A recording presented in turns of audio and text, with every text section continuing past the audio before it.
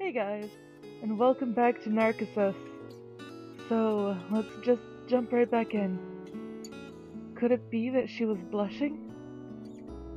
The first expression of emotion that I've ever seen from her. Back on the road again. The somewhat noisy silver coupe speeding along underneath the high heavens of winter. Get on number 21 route next. Got it. She was acting as the navigator as usual. In no time at all, we had entered Gifu Prefecture. But if this were as usual, she'd only be looking out of the window at nothing. But now, she was checking herself in the side view mirror over and over as if well pleased. Checking herself in that mirror as she didn't want me to catch her doing it. Or as if she didn't want me to catch her doing it. What is it? Well, it looks like you're pretty happy with those clothes, that's all. Not really, it's nothing like that. With that, she stopped looking at the side view mirror. But after a little while, she started checking herself again as I watched. So, there were awfully cute things about her as well. And even if... wait, what? Oh, and even if something as small as this, as normal could be, I found it very cute.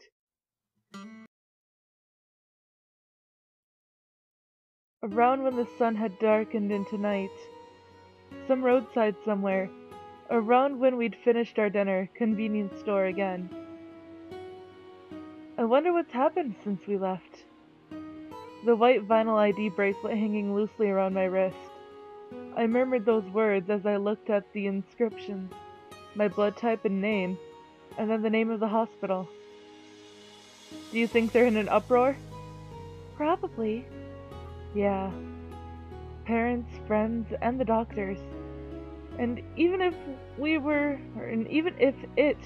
were only a paper-thin display on their part, I was still a little sorry to think that they might be worried. My bad. Father. Everyone. I did something selfish without consulting anyone. Say. What is it? When you first learned that you were going to die, did you cry? I was instantly shocked by her sudden question. Oh no, I'm gonna cry. And then I was silent as I pondered upon it some. Come to think of it, I don't think I cried. Then did you curse fate, asking, why me? I don't remember doing that either. At first, I couldn't believe that it was actually happening, as if it weren't part of reality at all. But maybe, just maybe, I did feel something, a little. One of my buddies from the Technical Institute bought a new car, and he was complaining about how he'd had to take out huge loans. Some got their first jobs, others were still in school, some had children, others got dumped by their girlfriends. But I had no future. So in truth, I think I did wonder why it had to be me. Even if I told myself that this was fate, I think I did feel as if I couldn't escape that. Then, how about you? Me? Yeah. Did you cry? Or curse fate? I was fine. And why? Oh my god. Snowmobilers always come through this area, and I'm so sorry, guys. Ugh, that one shook the entire house, actually. Because I never hoped for anything from the very beginning. Because I had given up. Is that so? No way to despair if you'd given up from the beginning. Not fun to turn your back that way, but not difficult either. I couldn't help but feeling that it was just too sorrowful that way. Or could it have been that in her case, there was no other possible course of action? I saw in a movie some time ago. that wolves don't live more than 3 years. Huh? Wolves? She abruptly changed the topic on me. But donkeys live for 9 years or more. Why is that? Why 3 years for wolves and 9 years for donkeys? Oh wait, that was him. Never mind. Donkeys live on, because they are useful. That's apparently the way it is. She murmured these words as she looked out the window impassively. So was this the thing that she told herself? To resign herself? To abandon herself to her fate? The midwinter sky at sunset. Our progress straight through number 21 route. I keep wanting to say route. I'm so sorry. The flickering white specks dancing in the twilight sky. It was starting to snow, and snow hard. Is something the matter? Yeah, it's snowing. And sure enough, it looked like there was snow covering the roadsides. I had no idea when we'd entered a region of heavy snow, but as far as the eye could see, everything was draped in white. This was somewhat concerning. As far as I could tell, these tires weren't of the studless variety. If we ran into any snow heavier than this, it was likely that we were going to be in trouble. Hey, does it snow here a lot? And more cars, or snowmobiles, or whatever. Fuck you! Huh? See, if it snows much more than this, it'll be tough. There wasn't any snow on the road right now, but it would be no surprise to encounter frozen road segments from here on out. And given that, it could very well become necessary to equip the chains, something they hadn't gone over in training. So do you know? After this, Sekigahara. Well, yeah, you told me that earlier, but what I want to know is if it snows a lot here. I don't know, she answered, somehow desolate, and it made me feel that there was something incongruous here. For someone who knew the roads this well, who knew just about everything about this car, something like that should have been child's play. Very well. I'll just drive carefully. Okay.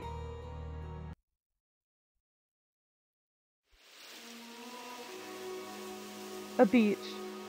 We had gotten off the car, or out of the car it should be, and were looking at a lake.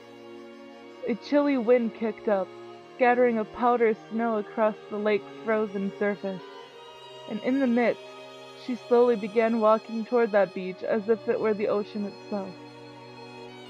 This was a spectacle I had seen before. So what do you think? Are you asking me whether I think you would die without much pain if you walked in? Yeah. I get the feeling that it might be easier here than in the ocean. I have no idea what your basis for that is. Well, seawater is salty and your body floats more easily. Quite a deductive ability you have there. Under the cold north wind and the falling snow, we argued jokingly, seriously, who knew, about our one end point. And after a while, she began walking toward the lake once more. So you aren't going to stop me after all?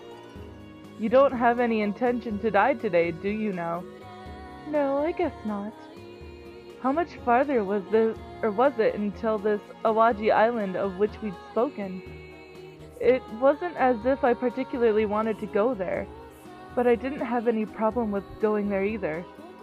But, though we'd wandered without a purpose up until now, the seeds of a final destination were being born in us.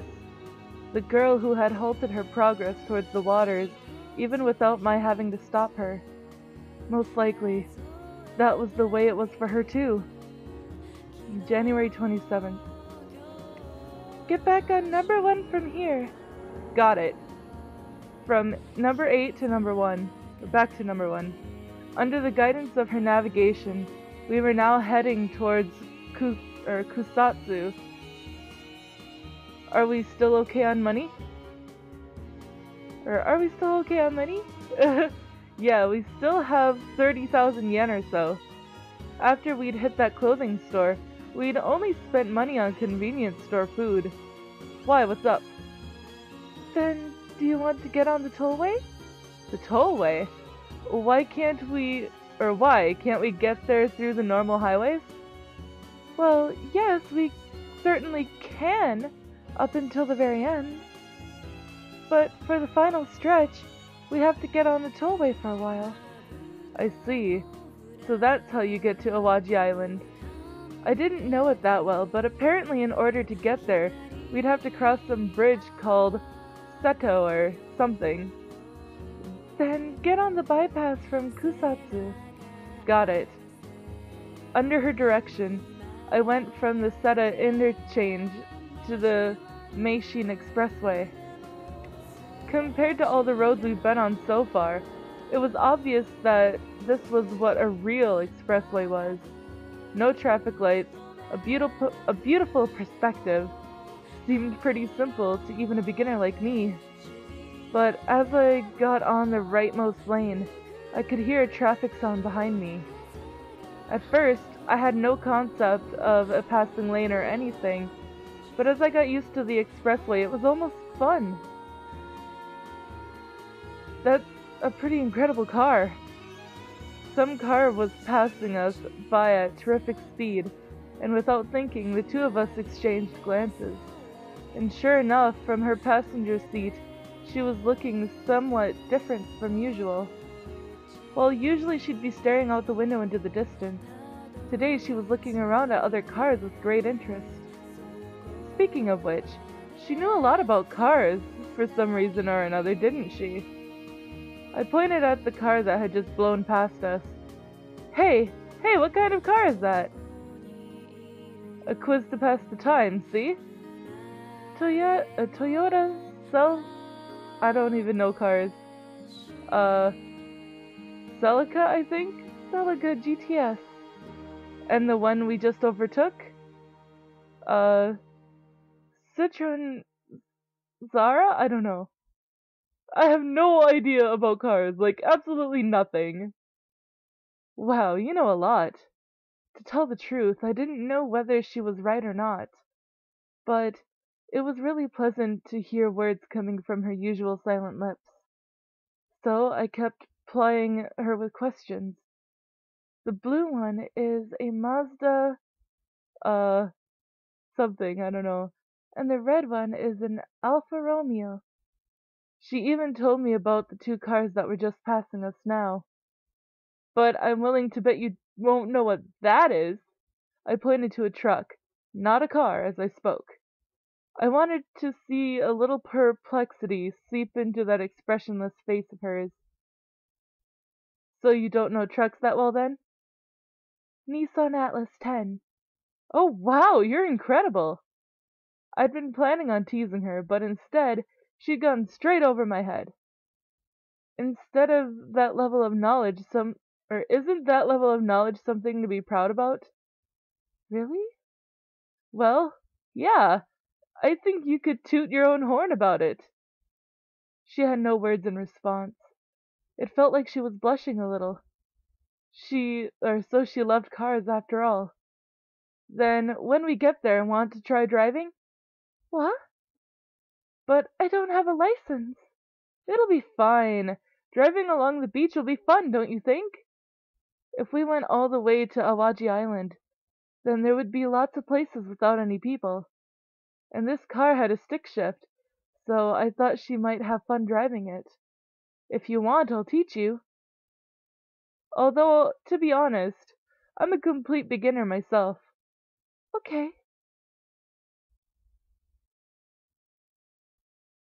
Alright. The new chapter. Excuse my moving. Chapter 6. Echo. around when the high-flying sun slowly started to drop into shadow. The silver coupe speeding along the tollway. Before long, the Katsuragawa parking area. A short break, a change of pace. Want to stop at the next rest area too? Huh? Oh, okay. What's wrong? I guess I'm a little worn out. I see. And that probably wasn't unreasonable. She'd been pretty energetic a while back, and that was taxing on patients as sick as we were. Then I'll go buy something for you. Okay. I'll be back in a second. I rushed over to the snack stand and picked up a few things no different from the standard convenience store fare. Here, a Pocari Sweat and rice balls, and potato chips. Oh, okay. Her response was the same as ever, but she didn't start eating at all. Under usual circumstances, she'd already have torn into the potato chips by now. Are you okay? Could it be that you're not feeling so well? It's just that I'm out of medication. I see. So she was out. I'd been scared of that. Well, yes. When we escaped from the hospital, it was obvious it was going to happen. To be clear, it wasn't as if we were intentionally leaving meds behind. But I hadn't even thought about it up until now. I hadn't even had the senses to think about it. When did you run out? Yesterday night. So you'll have been off them for 24 hours pretty soon. The doctors had told me that I could go on without my meds for 2 days or so. Maybe she was the same way. And when I thought about it, it had been 8 days already since we'd left the hospital. And given the amount of meds I'd brought with me, I could see the end of the line coming into view. Just what was I supposed to do? Hey. I don't want to be on 7th floor. Yeah, I know. You don't want to be at home either. Yeah. The silver coupe in motion once again. Eventually, I got off the tollway at the next exit. I didn't know that was going to change things, but it wasn't as if staying on the tollway was going to help.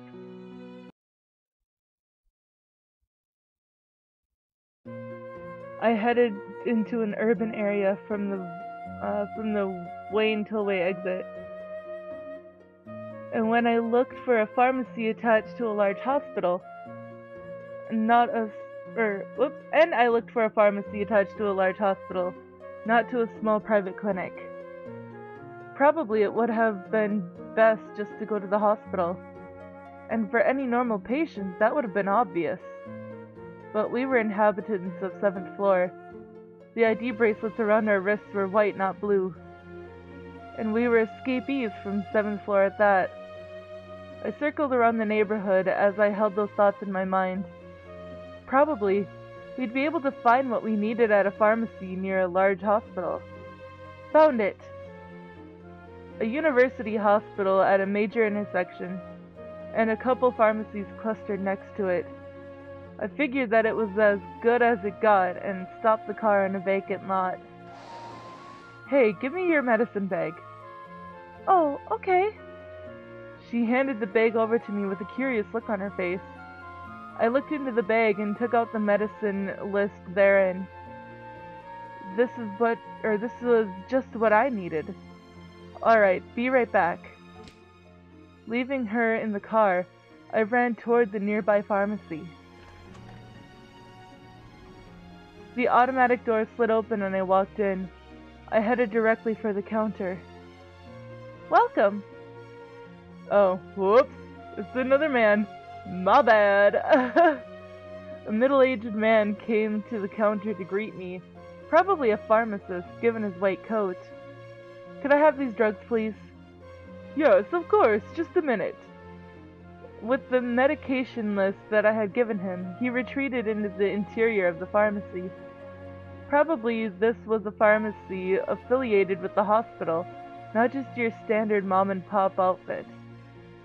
I'd gotten my meds dispensed from places just like this back when I was attending outpatient clinics. After all, it was right next to the hospital, so this place should have the meds we needed. And I am all out of time for this episode, guys.